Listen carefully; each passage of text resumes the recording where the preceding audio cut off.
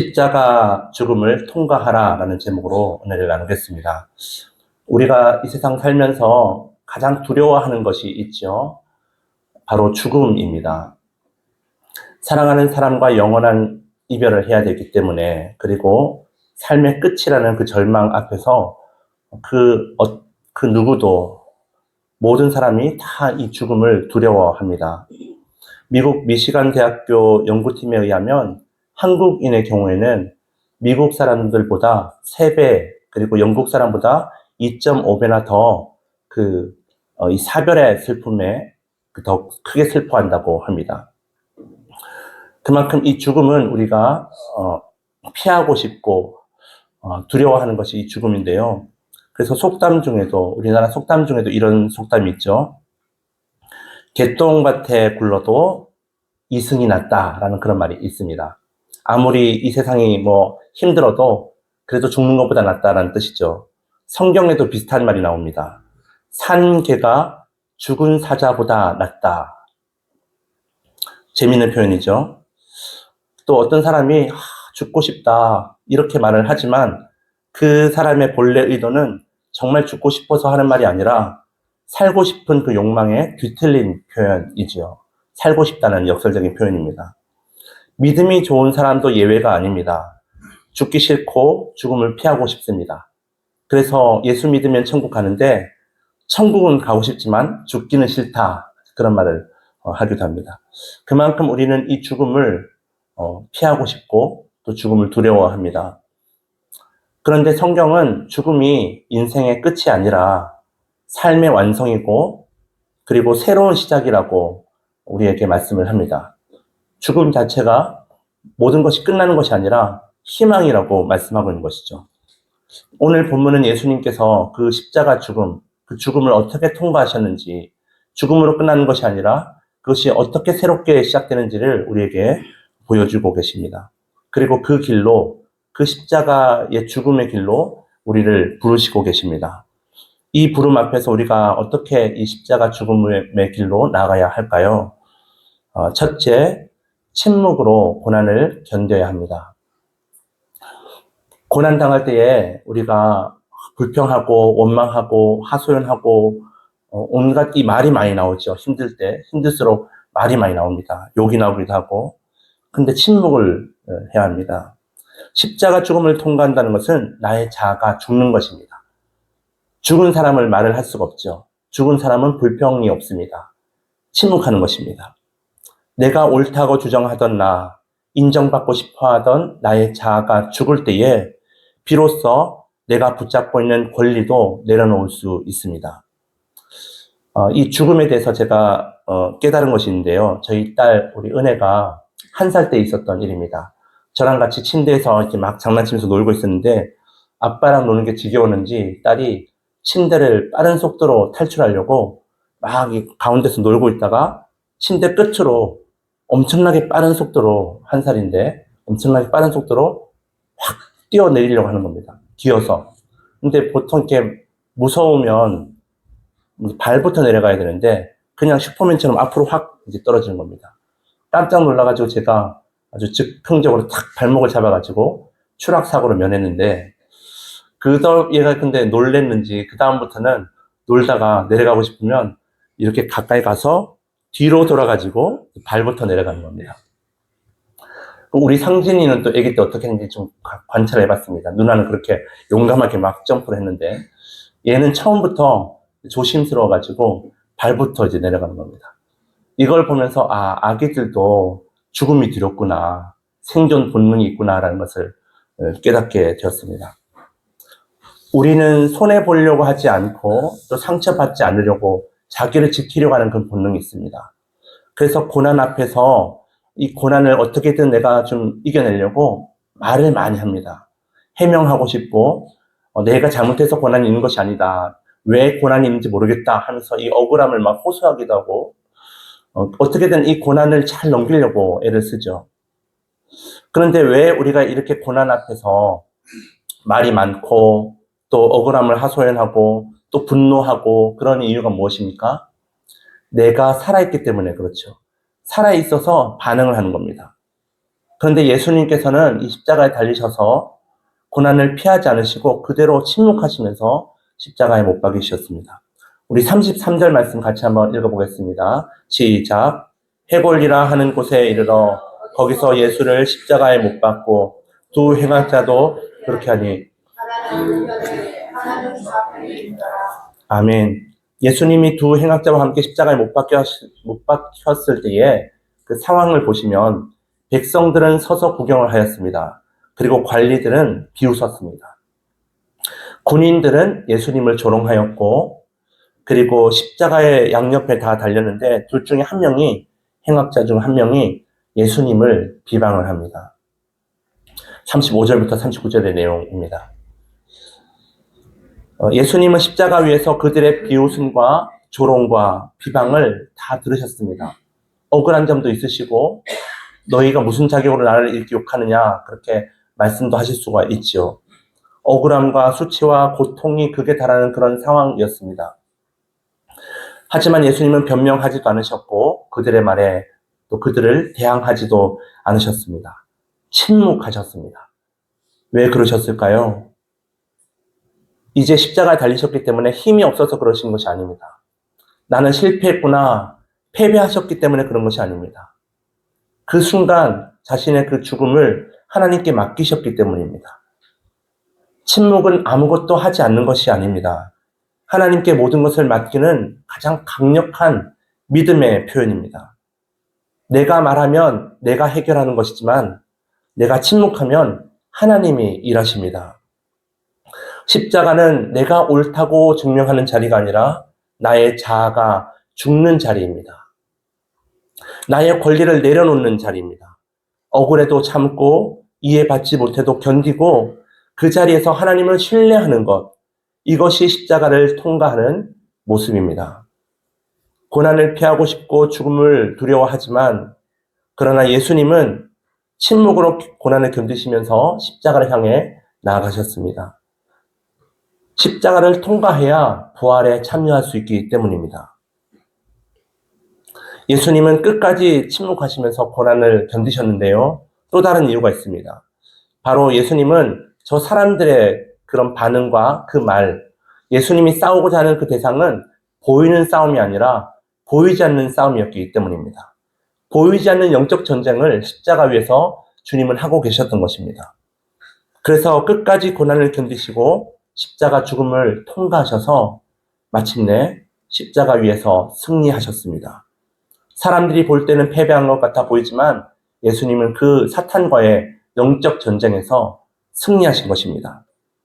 여러분, 억울한 상황, 이해되지 않는 그 고난이 찾아올 때에 예수님처럼 침묵으로 하나님의 뜻을 하나님께 맡겨드리면서 하나님의 뜻을 기다리면서 고난을 견디시고 십자가 죽음을 통과하시는 저와 여러분 되시기 바랍니다. 둘째로 우리가 이 십자가 죽음을 통과하려면 용서로 관계를 회복해야 합니다. 십자가 죽음을 통과한다는 것은 나의 자아가 죽는 것이고 내 감정이 죽는 것입니다. 분노하고 또 억울한 이런 감정이 생길 때에 그것을 죽여야 합니다. 그럴 때에 비로소 용서가 시작되고 관계가 회복됩니다. 예수님은 십자가 위에서 자신을 못 박는 자들을 위해서 오히려 기도하셨습니다.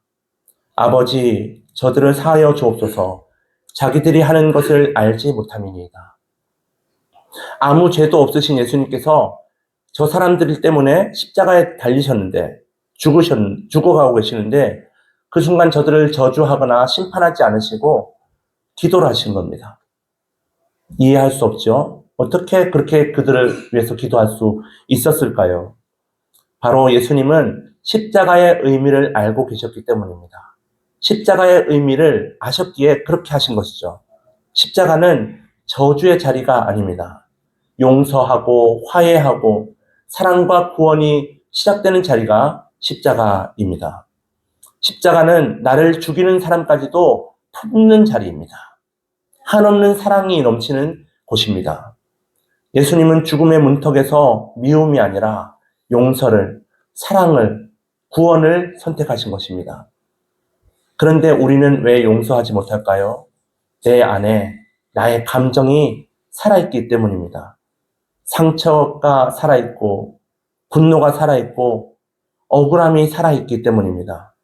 내 감정이 죽어야 비로소 우리는 우리에게 잘못한 사람을 용서할 수 있는 것입니다. 용서하지 못하면 우리는 계속해서 그 과거에 상처받았던 그 상처에 묶여서 살게 됩니다. 하지만 용서하는 순간, 용서하기로 결단하는 순간 묶여있던 인생이 풀리고 새로운 삶이 시작되는 것입니다. 십자가는 용서의 자리입니다. 용서가 우리에게 새로운 관계와 삶을 열어줍니다. 예수님의 옆에 있던 행악자 중 한 명은 예수님의 이 기도를 듣고 예수님의 그 모습을 보면서 회개합니다. 예수여, 당신의 나라에 임하실 때에 나를 기억하소서. 예수여, 당신의 나라에 임하실 때에 나를 기억하소서. 그 간절한 그 기도를 예수님은 들으시고 그에게 구원을 약속하셨습니다. 오늘 네가 나와 함께 낙원에 있으리라. 십자가의 죽음이 한 영혼을 살리셨습니다. 죽음의 자리에서 생명이 시작된 것입니다. 우리는 죽음 앞에서야 비로소 중요한 것이 무엇인지 깨닫게 됩니다. 일본의 호스피스 의사 오츠 슈이치라는 이 의사가 책을 썼습니다. 옛날에 나온 책인데요. 죽을 때 후회하는 25가지 라는 책인데 거기에서 1000명의 말기 환자들을 만나고 관찰하는 내용이 나옵니다. 그 말기 환자들은 죽음을 앞두고 하는 말이 있는데 3가지가 이제 공통적인 말입니다. 고맙다는 말, 또 사랑한다, 미안하다. 죽음이 가까이 와서야 이제 자신이 하고 싶었던 말을 하는 것이죠. 고맙다, 사랑한다, 미안하다. 죽음 앞에서야 비로소 감사와 사랑과 용서가 회복되는 것입니다. 여러분, 아직 용서하지 못한 사람이 있습니까? 미워하는 사람이 있습니까? 죽은 사람은 원수를 맺지 않습니다. 죽은 사람은 미워하는 마음이 없습니다. 용서는 상대를 위한 것이 아니라 내가 살기 위한 것입니다. 내가 살려면 용서하면서 용서를 통해서 새로운 삶을 시작해야 하는 것입니다. 그러므로 내 감정을 붙잡지 말고 십자가 앞에 내려놓으시기 바랍니다. 나의 감정을 죽이고 주님의 사랑으로, 주님의 마음으로 그를 용서하십시오. 그럴 때 막혔던 관계가 열리게 되고 새로운 생명이 시작됩니다.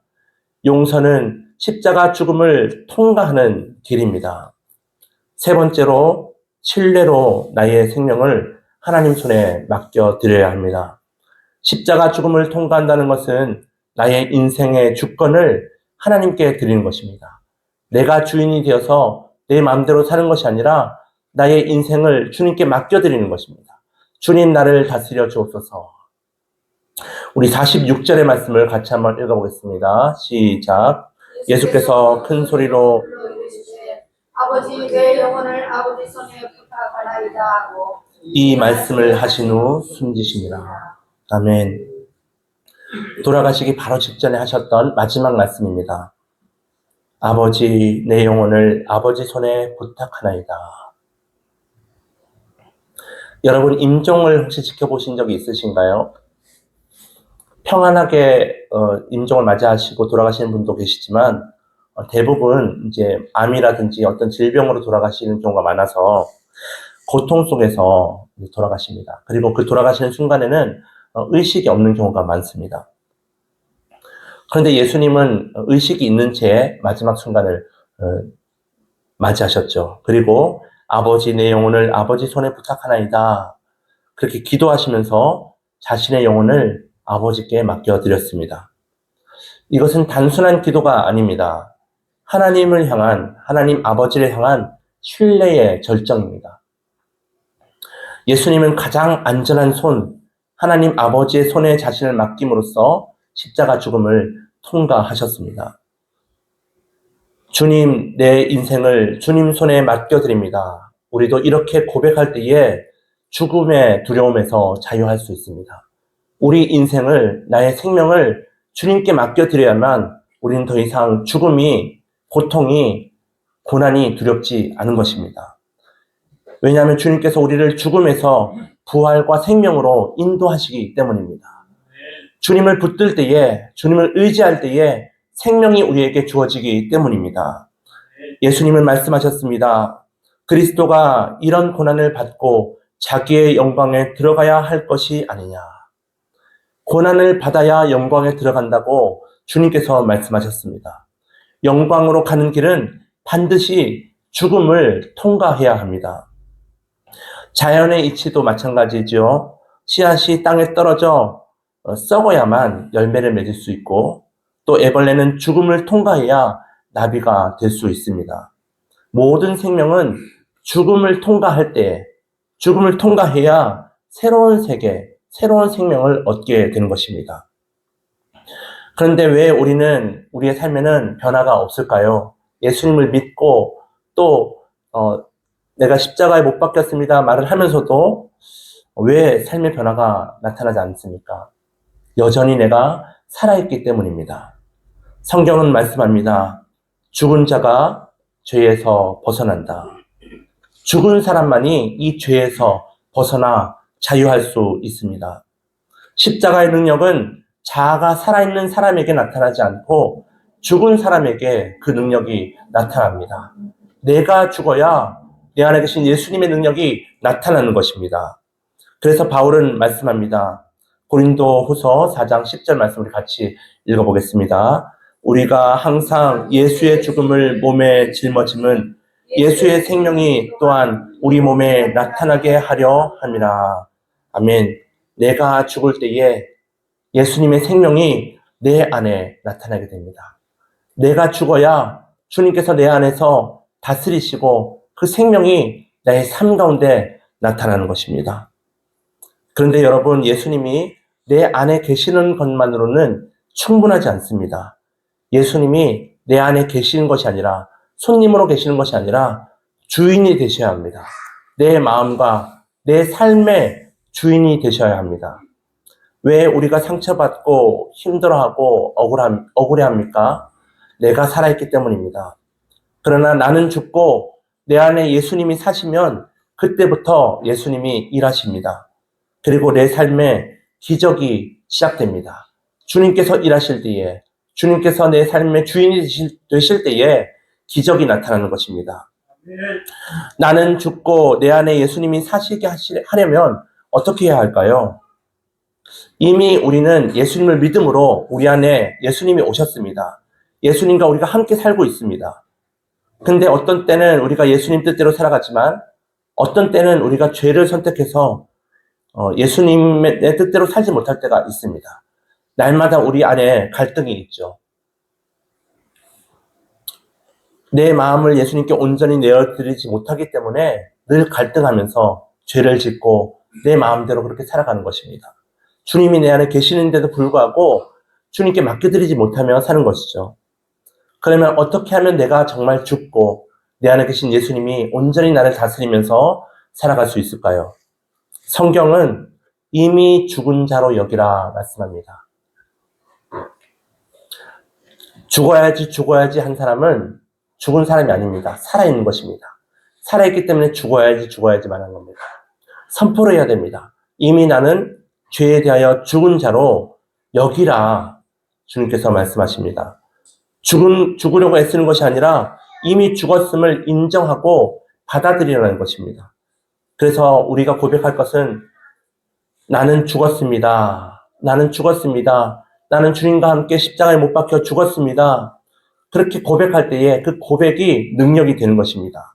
바울도 그렇게 고백하죠. 내가 그리스도와 함께 십자가에 못 박혔나니, 죄가 올라올 때마다 나는 그리스도와 함께 십자가에 못 박혔나니, 나는 주님과 함께 십자가에 못 박혔습니다. 고백할 때에 그 고백이 능력이 되는 것입니다. 여러분, 십자가 죽음을 통과한다는 것은 내 인생 전체를 하나님께 맡기는 것입니다. 내 마음대로 하는 것이 아니라 계속해서 물으면서 어떻게 해야 할까요? 하나님께 주권을 맡겨드리는 것입니다. 나의 계획과 나의 미래와 나의 자존심과 내 모든 것을 주님께 내려놓는 것입니다. 주님, 제 인생의 주인이신 주님께 나의 손을 맡겨드립니다. 나는 그리스도와 함께 십자가에 못 박혔습니다. 이 고백으로 십자가 죽음을 통과하여 부활을 경험하며 살아가시는 저와 여러분 되시기 바랍니다. 말씀을 마칩니다. 십자가 죽음을 통과할 때에 옛사람은 죽고 새 생명이 시작됩니다. 예수님은 침묵으로 고난을 견디셨고 용서로 관계를 회복하셨으며 신뢰로 자신의 생명을 아버지께 맡겨드렸습니다. 사랑하는 여러분, 예수님처럼 고난 앞에서 침묵하시기 바랍니다. 관계에서 용서하십시오.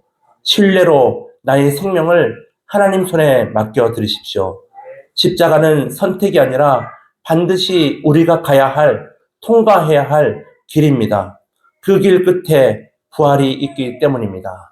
사도 바울의 고백처럼 나는 그리스도와 함께 십자가에 못 박혔습니다. 이제는 내가 사는 것이 아니라 내 안에 그리스도께서 사십니다. 고백함으로 십자가 죽음을 통과하여 부활 생명에 참여하시는 저와 여러분 되시기 바랍니다.